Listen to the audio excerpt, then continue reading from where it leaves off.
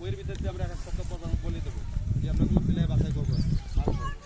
এখন আমি পাইলে চান্স এই জায়গা পাই নাই, এখন 60 জন লোক কিন্তু আমার রাখা সম্ভব না, তাই না?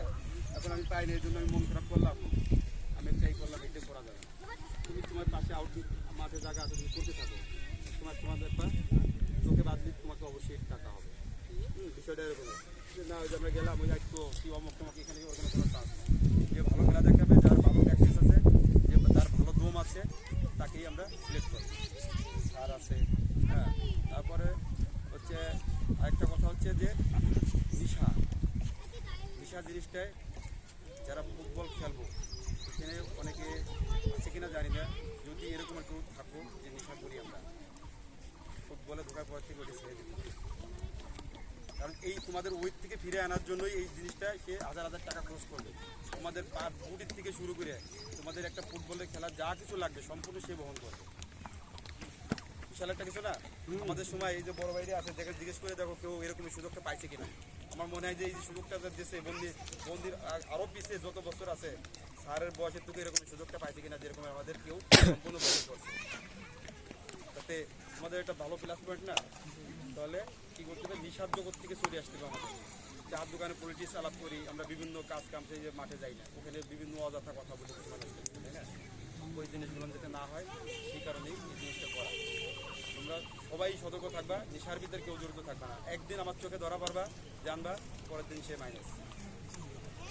বুঝতে পারছো? সবাই সে মাইনাস। আমি এখান থেকে প্লেয়ার গোপালগঞ্জ পাঠাবো, গোপালগঞ্জ থেকে ঢাকা পাঠাবো, সেটার দায়িত্ব থাকবে আমার।